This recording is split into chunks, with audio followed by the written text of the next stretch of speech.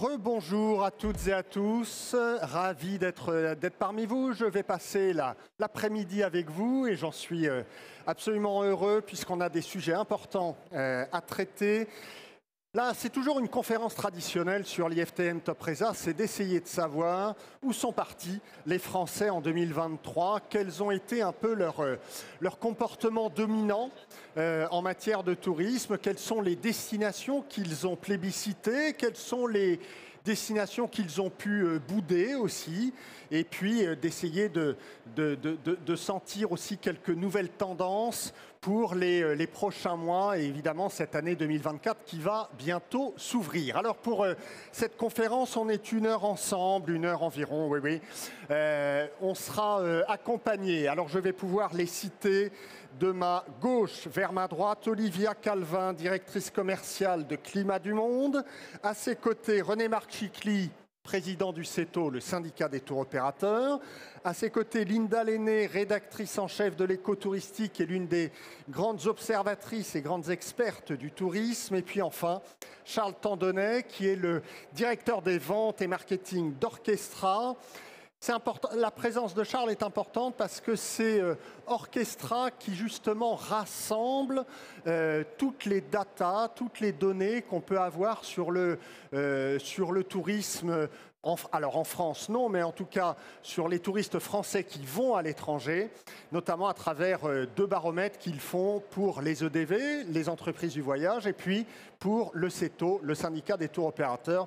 Donc on verra avec lui ce qu'il en est aujourd'hui de ces études et de ces améliorations possibles. Alors, on va commencer tout de suite avec Linda Lenné, rédactrice en chef de l'écotouristique qui depuis des années s'associe à cette conférence et elle va pouvoir un peu nous cadrer le débat, nous donner un peu les principaux chiffres qu'il va falloir retenir pour cette conférence, les principales tendances et ainsi pouvoir baser notre débat à venir avec nos 4 intervenants. Linda, je te laisse la parole, tu as la petite zapette.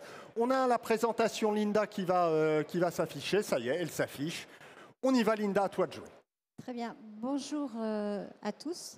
Bonjour François-Xavier. Merci beaucoup déjà à l'IFTM et à toi de me faire confiance chaque année pour ce panorama. Donc on va essayer effectivement de balayer quelques grandes tendances sur le marché français. Tout d'abord, on va parler de la destination France. Parce que ne l'oublions pas, bien sûr, la France, c'est la première destination des Français. L'été, on a coutume de dire que 70% des vacanciers français choisissent la France. Et bien sûr, il faut aussi penser à tous ceux qui ne partent pas du tout en vacances. Ils sont 30% en France. Donc, quelles sont les tendances? Alors, d'après Olivier Grégoire, 67% des Français, cet été, sont partis en vacances ou en week-end entre le mois de juin et le mois de septembre. Et parmi eux, 88% ont choisi la France. Et ce qui est intéressant, c'est que la ministre déléguée au tourisme, Olivier Grégoire, a effectivement inclus les week-ends dans les statistiques, ce qui est quand même relativement nouveau, partant du principe que désormais, on part plus souvent et moins longtemps quand on part en France.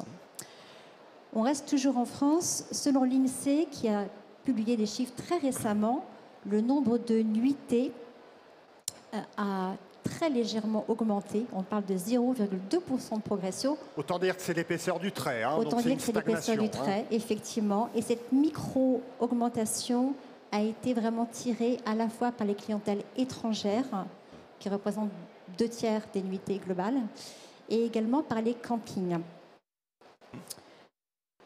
Et donc, concernant les clientèles françaises, finalement, elles sont restées stables cet été, sachant qu'il y a eu beaucoup de variations en fonction à la fois des mois, des hébergements et des régions. C'est-à-dire qu'il y a beaucoup de contrastes sur le territoire. On sait que le printemps était très porteur. Les Français sont partis en week-end. Ils ont profité de week-ends prolongés. Et visiblement, ils sont quand même un peu moins partis pendant l'été. On en reparle à 16h. On a une conférence France à 16h Très ici bien. même. Je fais juste un petit éclairage avec justement la Corse. On sait que la Corse, cet été, n'a pas été très satisfaite. Mais là aussi, il y a beaucoup de variations dans le constat. Les hôteliers, eux, ont parlé d'une baisse de 15%. Ensuite, les transporteurs ont parlé d'une baisse de 5%. En revanche, les locations saisonnières se sont bien portées. Et c'est un peu le cas sur de nombreux territoires en France, puisque là, si on prend l'INSEE, l'INSEE dit qu'il y a une progression de 3% des nuitées au niveau des campings, une baisse de 2% au niveau des hôtels, et la ministre, elle, dit qu'il y a une progression de 12% des locations saisonnières. Donc il y a énormément de contrastes, effectivement, en France. Donc voilà, ça c'était pour la France. On poursuit. Alors maintenant, on va effectivement évoquer les statistiques d'Orchestra, puisque comme tu le disais si bien, Orchestra fournit des données pour les entreprises du voyage, pour les SETO et pour l'écotouristiques. Donc chaque mois, on publie un baromètre qui nous permet de voir l'évolution des ventes mois après mois et également l'évolution des destinations dans le temps. Donc globalement, comme on peut le constater sur ce graphique, les ventes de voyage, enfin les ventes de séjour réalisées par les agences de voyage offline et online progressent. Il y a eu 2 mois où il y a eu une petite baisse, mai et juin, mais globalement, la croissance est là, comme le disait d'ailleurs très bien René Marc. On a vraiment une bonne tendance par rapport à 2022 au niveau du volume d'affaires. Et cette augmentation, elle est tirée par un panier moyen aussi à la hausse. Oui, bien sûr, l'effet inflation. Il y a l'effet, effectivement, inflation. Mais pas seulement peut-être, nous dira Charles. Voilà, René Marc, je pense qu'il aura son petit mot à dire là-dessus. On va poursuivre avec les destinations. Alors, voilà. Donc, vous verrez à l'écran l'évolution des ventes, toujours au sein des agences de voyage online et offline. Donc selon les données Orchestra, et je pense que Charles fera un petit point méthodologique pour qu'on y voit vraiment plus clair, pour qu'on comprenne bien. Donc globalement, sur les 3 mois, juillet, août, septembre, c'est le même trio de tête, France métropolitaine, Espagne et Tunisie. Donc la Tunisie, bien sûr, effectue une remontada assez spectaculaire.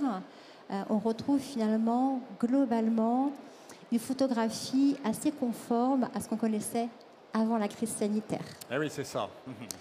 Donc la Tunisie est en forte croissance, c'est encore plus marqué, vous le verrez tout à l'heure, sur le dernier mois. On voit également que l'Égypte se porte très bien. Donc l'Égypte, elle a regagné les faveurs des Français, donc notamment à la vallée du Nil en hiver. Et puis on voit également que la République dominicaine est à la peine, on le sait. Il y a un problème de capacité aérienne et de ce fait, des destinations comme l'île Maurice en profitent et gagnent du terrain. D'ailleurs, y compris l'été, comme le disait aussi René Marc un peu plus tôt. L'Asie fait son grand retour. On voit une croissance de 129% de la Thaïlande, mais bon, l'année dernière, les volumes étaient vraiment très faibles. Et puis, il y a également l'Indonésie et le Japon qui sont en forme. Donc, sur cette slide qui correspond au mois d'août, on voit notamment que la Grèce est en recul de 33%.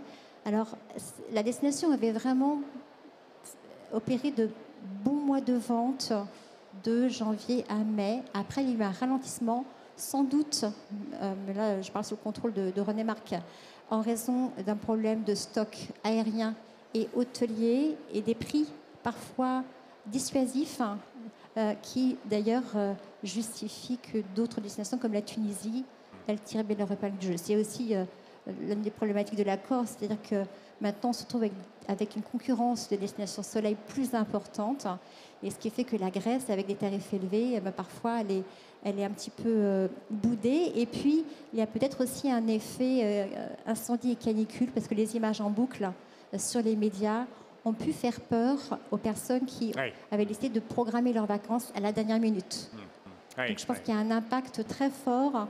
On sait que l'impact, il se dissipe assez rapidement dans le temps, parce qu'une actualité en chasse une autre. Mais c'est vrai que là, pour la Grèce, c'est le mois où il y a la plus forte baisse. on retrouve un classement finalement assez conforme, c'est ce que tu disais, à ce qu'il était avant le Covid. C'est à peu près sans surprise ce qu'il était avant le Covid ou pas? On retrouve effectivement un panorama assez conforme, même si l'Asie n'a pas encore retrouvé toute sa place. Oui. On en parlera avec Olivia. Ouais. Voilà, la Thaïlande devrait être mieux positionnée. Ouais. Et puis la République dominicaine, effectivement, fait partie des déceptions de l'année.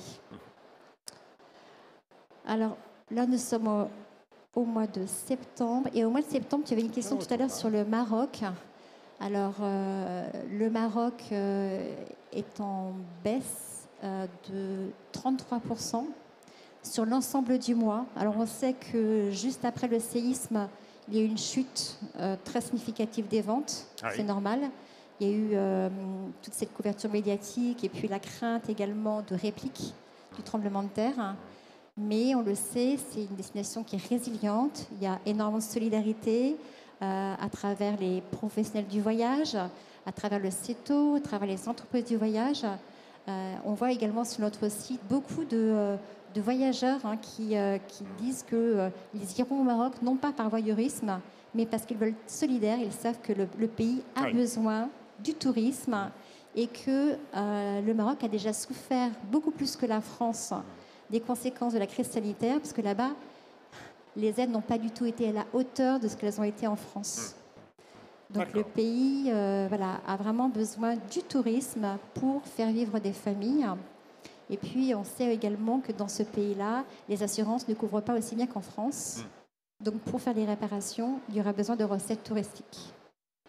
Donc ça, je pense que c'est un message vraiment fort que savent très bien véhiculer les professionnels du tourisme. Voilà, donc ça c'est pour ce qui est du mois de septembre. Je ne sais pas si tu veux commenter sur la méthode maintenant ou un peu plus tard. Oui, comme tu veux, très vite. Charles? Ouais, on va revenir, ne t'inquiète pas, on va revenir sur les chiffres. Charles, très vite, et puis René Marc. Bonjour à tous. Effectivement, on fournit des baromètres, des observatoires, des panoramas. À chaque fois, c'est un nom un peu différent pour des raisons marketing, mais à la limite, c'est la même chose. Qu'est-ce qu'on va faire, nous, en tant que plateforme technologique? On va aller regarder les flux qui passent à travers nos outils. On va les anonymiser, bien sûr.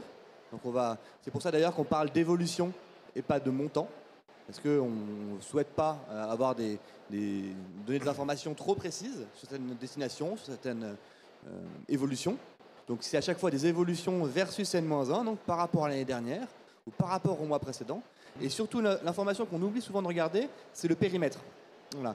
Quand on parlait des EDV, quand on parlait de l'observatoire EDV, qui est souvent orienté vacances des Français, le baromètre CETO, le baromètre aussi de l'ECO, à chaque fois, ils ont des périmètres différents. Donc, si on reprend un petit peu la méthodologie, le baromètre de l'ECO, lui, il est basé sur un périmètre qu'on considère représentatif en termes d'évolution. On va prendre une somme d'agences qui sont équilibrées, qui sont stables. On va enlever, bien entendu, les nouveaux clients et on va les agréger et les anonymiser. Première chose.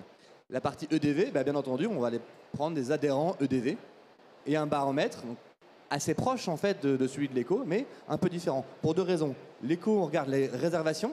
Donc, on parle des réservations de la semaine dernière, du mois dernier. Là, et pour les EDV, on va parler des départs. Oui, c'est ça. Voilà, donc à chaque fois, il faut bien aller regarder ce qu'on compare. Pour le CETO, par exemple, c'est encore un baromètre différent et qui, à mon avis, a une valeur tout autre. C'est que c'est des données qui sont fournies par les adhérents du CETO. Et donc, il y a énormément d'adhérents du CETO. C'est actuellement le baromètre où il y a le plus de volume parce qu'on a des clients qui sont certes des clients Orchestra, et dans ce cas-là, les données viennent directement d'Orchestra, mais on a aussi plein de tour opérateurs qui viennent fournir leurs données. Alors là, ça génère d'autres problématiques en termes d'agrégation et de process, mais c'est des données déclaratives de tour opérateurs qui sont très larges aujourd'hui. Et là, de la même manière, on peut les regarder en départ ou on peut les regarder en réservation. Oui. Non, mais c'était bien de faire cette précision. René Marc, vous vouliez, je crois, intervenir sur ce qu'avait dit Linda jusqu'à présent? Oui, c'est pour compléter ça.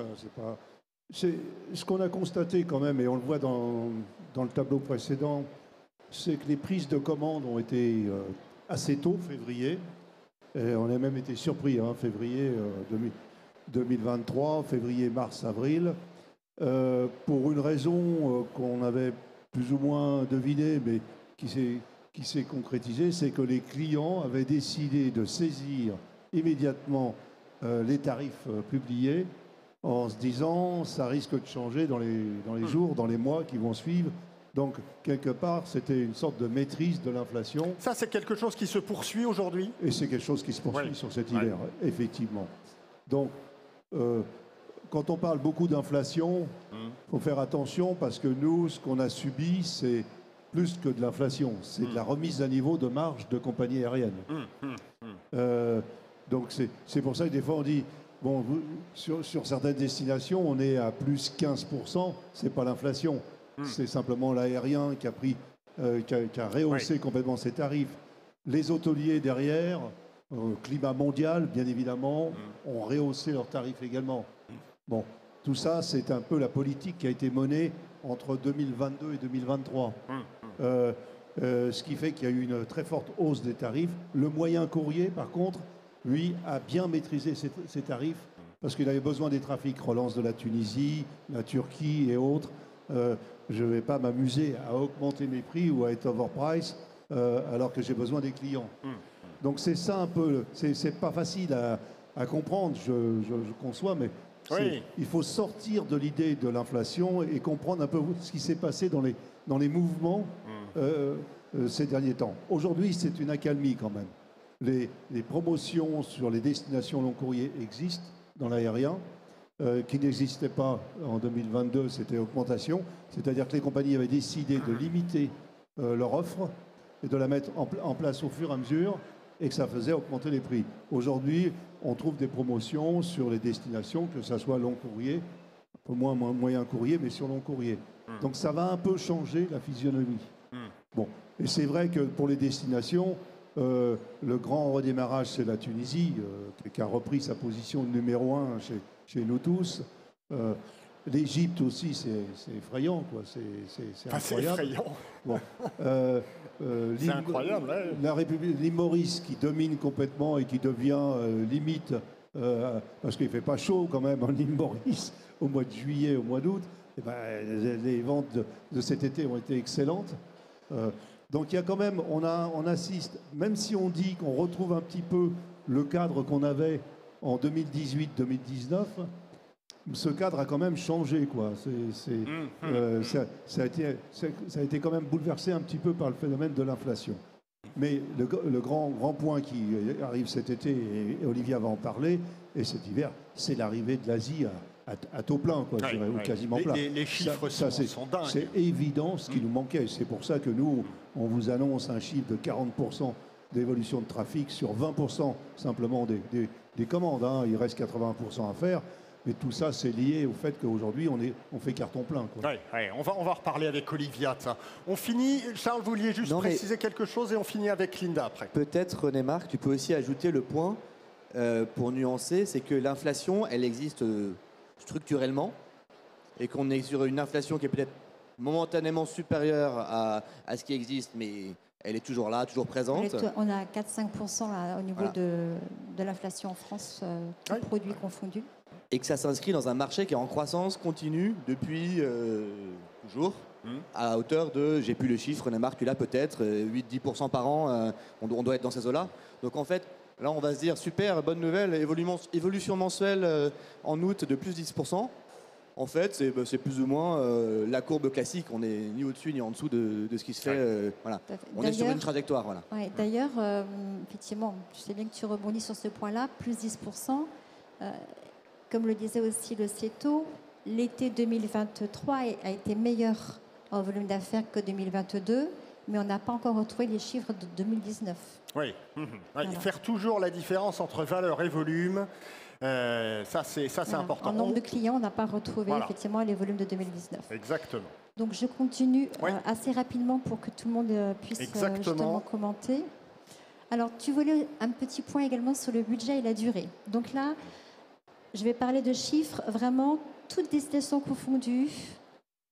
Donc la France, l'étranger, quel que soit également le mode d'hébergement, quel que soit le mode de réservation, agence ou pas. Donc une étude parlait d'un budget de 1 600 € pour 2 adultes et un enfant au cours de l'été 2023. Et en termes de durée, environ un tiers des Français qui partent en vacances partent une semaine et environ un tiers 2 semaines. Là, quand tu parles de budget, 1 600 €, c'est vacances à l'étranger, vacances en France confondues. Oui, voilà. C'est ça la difficulté. Alors, Ouais. vous le savez, c'est très difficile dans l'industrie d'avoir des chiffres fiables, consolidés. Donc là, je vais être tout à fait transparente. Ouais. C'était un sondage de Sofinco. Oui. Donc il faut relativiser. Sur les intentions de départ et donc sur les intentions de dépenses.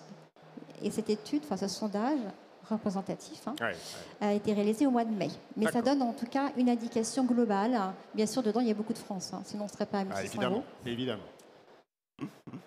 Alors, on poursuit sur l'aérien. Voilà. Effectivement, il y a une augmentation significative des prix des billets d'avion. On a un baromètre également qu'on publie avec Mr Fly. Et donc, on voit que la hausse des prix atteint 9%. Mais ce chiffre-là, il ne faut pas le prendre comme ça à vol pour point, parce que le 9% intègre beaucoup plus de longs courriers cette année que l'an dernier. Donc, le 9% peut être trompeur. Ce qui est plus intéressant, c'est de regarder justement par type de vol. Et on voit typiquement que, comme le disait René Marc, sur le moyen courrier, ça se calme. On est à plus de 2%, donc c'est moins que l'inflation générale en France. Par contre, sur les vols long courriers, là, on est à plus 5%. Et j'ai pris un exemple significatif sur les prix moyens. Sur Tokyo, on est à 1 344 € en moyenne. Donc, pour une famille de 4 personnes, on est quand même à un budget juste pour les vols de 5 400 €. Alors, je sais que le yen, il est plutôt favorable aujourd'hui aux voyageurs français. Donc, ça veut dire que sur place, les dépenses vont être probablement optimisées. Mais là, ce sera intéressant d'avoir le point de vue d'Olivia. Mais néanmoins, ça reste quand même un budget conséquent. Oui, c'est un budget élevé. Olivia, vous n'aviez pas l'air d'accord quand vous voyez ce chiffre. 1 344 € en moyenne sur un Paris-Tokyo. Alors, c'est vrai que pour une famille, ça fait un budget conséquent. Je m'interrogeais de savoir, est-ce que les prix sont les prix des billets d'avion, en gros vol sec, ou est-ce qu'on parlait des forfaits? Un vol sec. Parce que, voilà, moi je ne prendrai la parole que sur du forfait. C'est pour ça que j'ai bien précisé que c'était avec Mr Fly. C'est toute la différence de ce qui est vendu ou non. Enfin. Bien sûr, bien sûr. Après, ce sont des vols qui sont à 90% réalisés, ce sont des ventes, pardon, qui sont à 90% réalisées par les agences de voyage. Donc, ça reste des ventes intermédiaires. Alors, il y a quelques exemples qui sont affichés à l'écran. Donc, pour le Canada, on est sur plus 26%, l'île Maurice, plus 19%, Martinique, plus 18%. Mais il y a des destinations, par contre, dont les prix sont en baisse. Donc, là Vietnam, aussi, Turquie, un pourcentage peut cacher beaucoup de disparités. On avance? Donc, le marqueur fort, effectivement, c'est l'inflation. Bien sûr, les compagnies aériennes invoquent la montée, l'envolée du prix du pétrole. Mais bien sûr, on sait que, comme le disait René Marc, les compagnies aériennes refont leur marge aussi. Bien sûr, oui. As-tu autre chose? Voilà, j'arrive à la fin. Tu avais une question par rapport à la durée. Alors, là, je pense qu'on va pouvoir rentrer dans le débat. Mais là aussi, ce sont des données de Charles. Donc, on parle de la durée des séjours qui sont vendus par les agences de voyage online et offline. Là, ce qui est intéressant, c'est qu'on va à l'inverse de ce que dit Olivia Grégoire sur le marché français, puisqu'elle dit on part plus souvent, moins longtemps. Là, visiblement, les Français veulent amortir le prix du billet d'avion. Donc, on voit qu'ils ont ajouté une demi-journée en moyenne entre 2019 et 2023. Nuance peut-être, ces chiffres-là, c'est du 2019, 2022 et 2023 en year-to-date. Ça veut dire qu'on est du 1er janvier au 1er octobre. Donc, il peut y avoir l'influence de la remontée du long courrier. Exactement. Donc, d'accord. On a un marché qui est saisonnier et donc, en fonction de la typologie des produits, là, il faut se baser sur des ventes qui se font entre le 1er janvier et le 1er octobre. Voilà. En On tout aurait cas, pu prendre du roulant. Ouais. si on dit, Charles, que les séjours s'allongent en ce moment, ça reste on reste peut dire proche que de les la ventes, réalité. on peut dire que tous les ans, depuis 2019, exception faite de 2021, la durée des séjours réservés entre le 1er janvier et le 1er octobre a augmenté d'un demi-jour, d'une demi-journée. Ouais. D'accord. Après, on peut aller extrapoler, mais ce qu'on lit là, c'est ça. D'accord, très bien. Alors ensuite, petit baromètre du Routard qui montre un intérêt certain pour l'Italie, la Grèce, le Portugal, le Maroc. Là, on parle des pages vues et en fait, renseignements pris, il y a quand même des clics qui sont générés par un souhait d'information sur ce qui se passe sur place, notamment en termes Ça donne une idée des envies de d'incendie. départ, ça? Pas uniquement, parce que justement, dans la attention, Grèce, hein. Ouais, il y a des pages qui ont été créées sur la canicule, sur Voilà. les incendies. Donc, Et donc, ça a pu perturber, Ouais. effectivement, l'analyse des chiffres. Hein. bien sûr, Voilà. bien sûr. Mais on voit qu'effectivement, il y a en tout cas beaucoup besoin d'informations liées au dérèglement climatique. Ouais. Et les professionnels, justement, seront là pour y répondre. Dernière slide. Alors, on en a parlé, l'inflation, le pouvoir d'achat. Les perspectives d'hiver sont très bonnes. Jean-Pierre Masse, le président sortant des entreprises du voyage, le disait ce matin. On est à plus 10% en termes de ventes sur l'hiver, plus 20% au niveau du panier moyen. Néanmoins, depuis 15 jours à 3 semaines, plusieurs tour opérateurs, y compris sur long courrier, notent un petit ralentissement dans la croissance. Ah, Et une petite s'interrogent. alerte quand même. Ouais, ils s'interrogent, y compris des tour opérateurs positionnés sur du long courrier. Ils ont le sentiment que soit c'est parce que les Français avaient anticipé le mois dernier et donc on marque une pause, soit effectivement on commence à arriver à un point d'inflexion. D'accord. Bon, bah, ça, c'est intéressant. Tiens, on Il y va a faire 34 tour réagir. opérateurs qui m'en ont fait On va part. faire réagir tout de suite Olivia là-dessus. Est-ce qu'il y a peut-être un petit point d'alerte là sur les prochains mois, Alors, sur le long courrier? aujourd'hui, en prise de réservation, non, on ne ressent pas le point d'alerte. C'est sûr que cette année 2023, on a bénéficié quand même de ce revenge travel pour notre part, Climat du Monde, spécialiste de l'Asie notamment, une réouverture de l'Asie, donc un regain avec énormément de ventes. Mais c'est vrai que on s'interroge plus sur justement 2024. Est-ce que ce revenge travel ne va pas un peu s'essouffler ? Et on s'interroge également sur les JO, l'impact des JO, parce que certes, ça veut dire beaucoup d'étrangers qui viennent en France, mais donc ça veut dire des aéroports saturés, des compagnies aériennes très sollicitées, et on l'a vu, même avec les réouvertures, les compagnies aériennes, elles ont pu augmenter les prix des billets d'avion, pas forcément que en relation avec l'augmentation du carburant, mais Très parce clairement. que y avait regain, il y avait reprise, et donc et puis comme ça se vend, ça se vend un peu à n'importe quel prix. Pour revenir sur l'idée des prix, c'est vrai qu'en tant que tour opérateur, et c'est pour ça que j'insiste quand on parle de forfait, on est un tour opérateur long courrier qui nous engageons au niveau de l'aérien.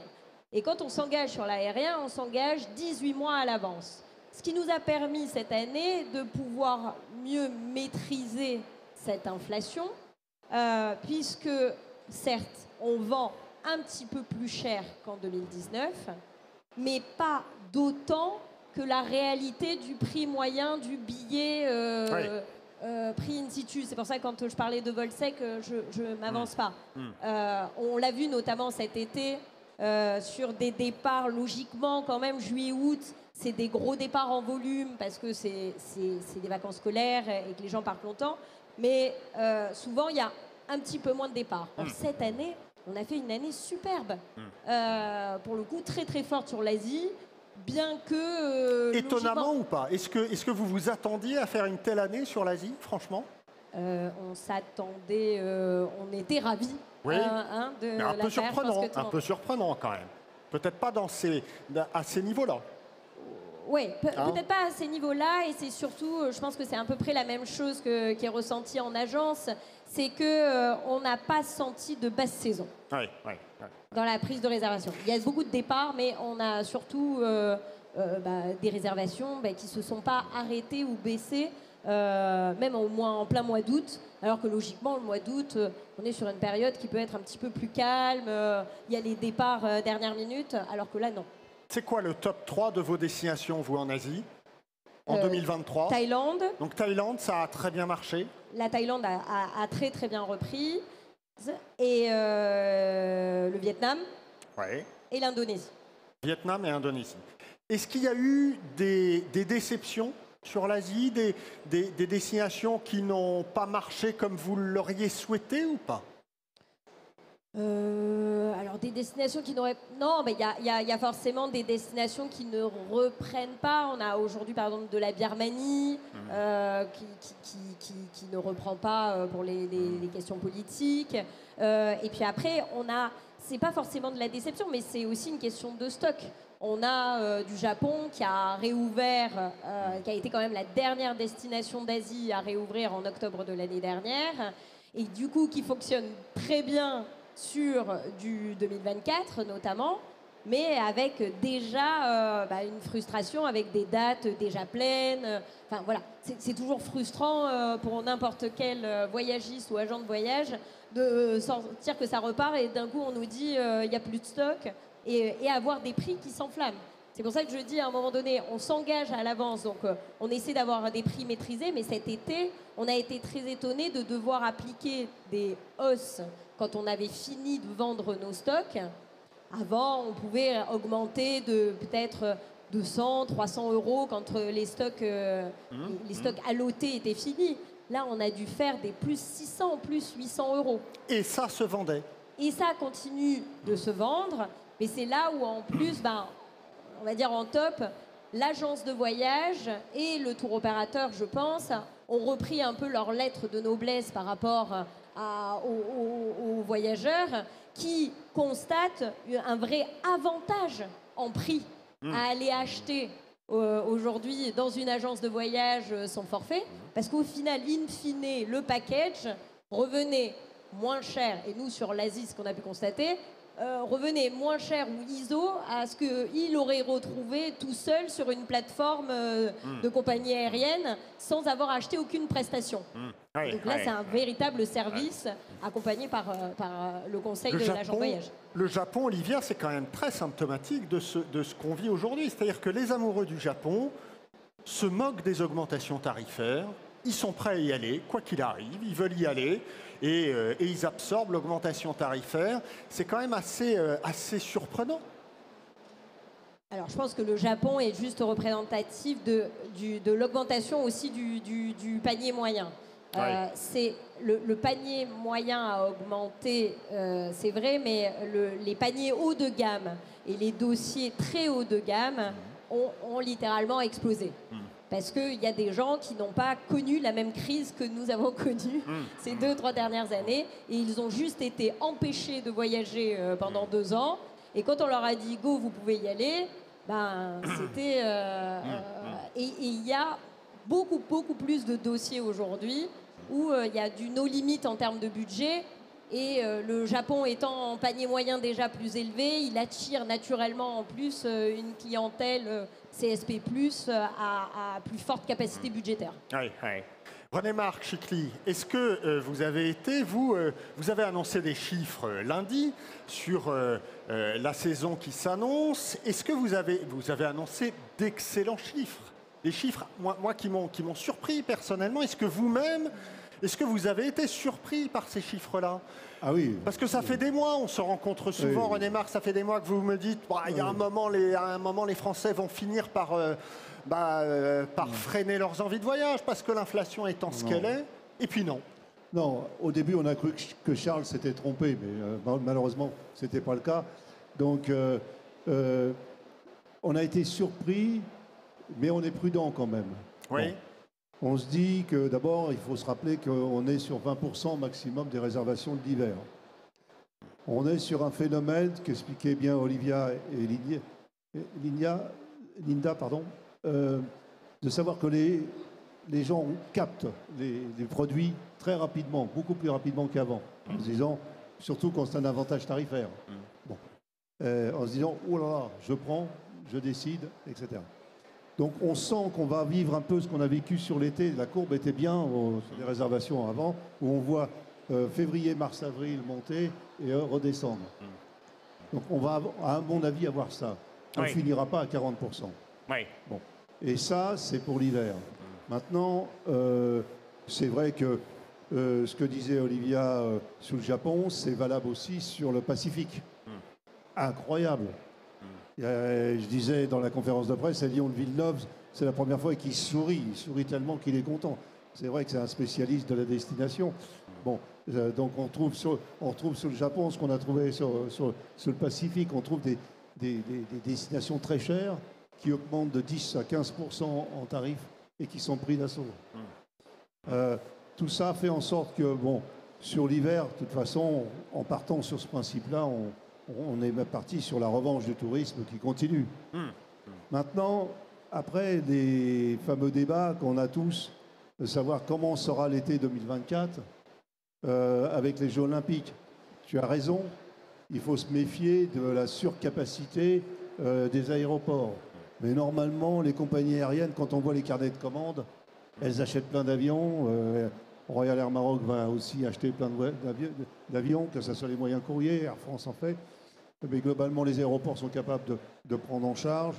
Normalement, on va avoir donc la possibilité de faire voyager les gens. Et ce qu'on sait, pour ceux qui ont vécu les Jeux Olympiques dans les pays, en général, les autochtones s'en vont. Parce que je ne sais pas si dans la salle on posait la question de savoir qui a des places pour les Jeux Olympiques. Je pense que personne n'en a. Sinon, zéro. Donc ce n'est pas nous. C'est les gens qui vont venir. C'est les fédérations de sportives. Donc nous, on va dire, bon, ça dépend dans quelle ville, mais le marché parisien est quand même un marché à 50% quand même en moyenne. Donc c'est un marché où les gens vont dire, bah, je ne vais pas rester, je vais m'en aller. Je peux le voir à la télévision, dans n'importe quel pays, moyennant décalage horaire ou autre. Bon. Donc on est quand même sur un phénomène où, dans la pratique, dans le passé, c'était le cas dans pas mal de pays, les gens du pays ont voyagé plutôt que rester, etc., pour laisser de la place à ceux qui arrivaient, les hôtels étaient pleins. Donc moi je suis optimiste. Oui, optimiste quand même pour l'année 2024. Oui. Juste une petite inquiétude sur les capacités aériennes, capacités des aéroports. C'est la petite inquiétude à avoir. Ça c'est logique. C'est plutôt de l'inquiétude sur la logistique que sur les capacités. Il faudrait quand même qu'un jour on arrive à se dire et à se raconter une histoire comme quoi on est un grand pays touristique, ce qui est vrai, et qu'on est capable d'avoir des infrastructures qui collent avec ce qu'on dit. Est-ce que vous avez été déçu, René Marc, de certaines destinations en 2023 ? Est-ce que vous vous attendiez mieux sur certaines destinations ? Non, on n'a pas été surpris. On n'a pas été surpris à partir du moment où on supprime des capacités sur la République dominicaine, c'est normal qu'elle passe au rang numéro 5 alors qu'elle était au rang numéro 1. Ça, c'est un choix qui a été pris. Bon, si vous n'avez pas de capacité aérienne, vous n'avez pas de tourisme. Si vous êtes overprice, vous n'avez pas de tourisme. On ne va pas non plus, comme ça, imputer à nos clients des surcoûts de kérosène ou autre. Bon, l'histoire je reviens sur la présentation du baril. Bon, quand on voit le circuit, il ne faut quand même pas oublier, pour ceux qui sont un peu financiers, c'est que ce que vous avez acheté à 80, vous le fidélisez à 85, quand c'est à 90, vous commencez vos options sont bonnes. Donc il ne faut pas croire que les compagnies aériennes achètent en fonction de cette courbe. Elles avaient acheté moins cher, bon, elles ont acheté plus cher, elles se couvrent avec des options, etc. Aujourd'hui, elles ne sont pas à 90. Bon, donc tout ça, normalement, on ne devrait plus le subir, normalement.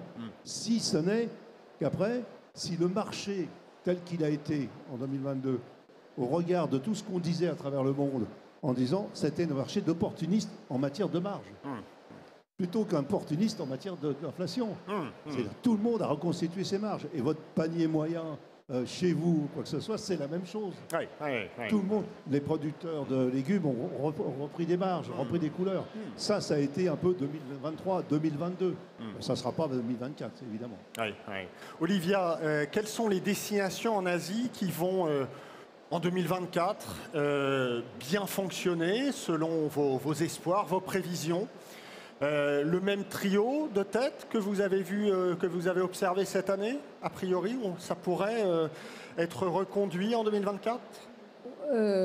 Oui, bah, la tendance, dans tous les cas, elle est en fonction des capacités aériennes et des capacités terrestres. J'insiste. Il y a des destinations qui, à un moment donné, saturent. On disait, le Japon, à un moment donné, ils peuvent vous dire stop, c'est fini, il n'y a plus de place. Alors qu'il y a d'autres destinations qui peuvent encore. On a de bons espoirs également sur du Cambodge, avec des compagnies aériennes. Il n'y a pas de vol direct pour le Cambodge à ce jour de France. Mais par contre, il y a de plus en plus de rotations avec des compagnies aériennes asiatiques notamment pour ouvrir cette destinée qui monte et augmente. Ouais, donc, il devrait y avoir également beaucoup plus de Cambodge, je pense, en 2024. Et de l'Indonésie qui jusqu'à présent était quand même très saisonnière. Et on le voit par rapport à des destinations, même comme la Thaïlande, par exemple, ou le Vietnam, qui sont des destinations qui, à partir du moment où ça commence à s'ouvrir et où il y a plus de choix et plus d'offres en termes de départ et de compagnies aériennes, ça part toute l'année. On disait tout à l'heure, René Marc, sur du Maurice, c'est qu'aujourd'hui, personne ne se pose vraiment la question de la saison et part à Maurice quand il a le temps et que son budget... et que ça rentre dans son budget.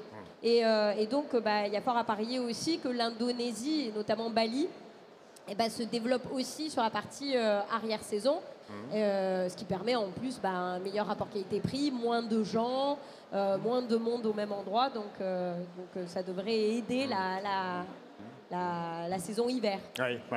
On n'a pas parlé des États-Unis, René Marc et Linda. Les États-Unis, comment ça s'est comporté en 2023 ? Alors les États-Unis, c'est pareil. Si on regarde un peu l'image du dollar, il n'était pas favorable.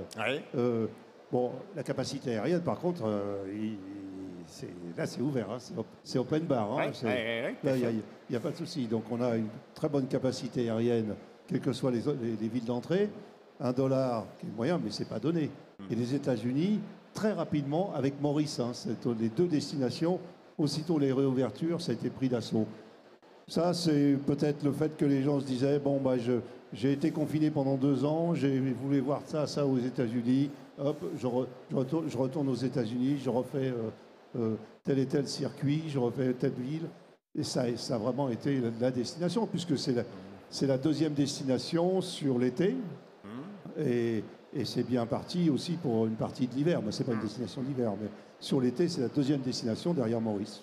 Donc ça a très bien fonctionné. René Marc, on voit tout ce qui s'est passé ces derniers temps en Afrique avec notamment des coups d'État à répétition dans certains pays. Il y a peut-être une image de la France qui était cornée aussi dans de nombreux pays d'Afrique. Est-ce que ça joue aussi pour les Théo qui sont un peu spécialistes sur notamment le créneau aventure en Afrique? Est-ce qu'ils sont en train aujourd'hui de pâtir de ces événements, de cette mauvaise image de la France ou pas franchement? Il me pose la question parce qu'il sait que je connais bien l'Afrique. Non, d'abord, le gros du trafic des tours opérateurs est sur l'Afrique de l'Ouest.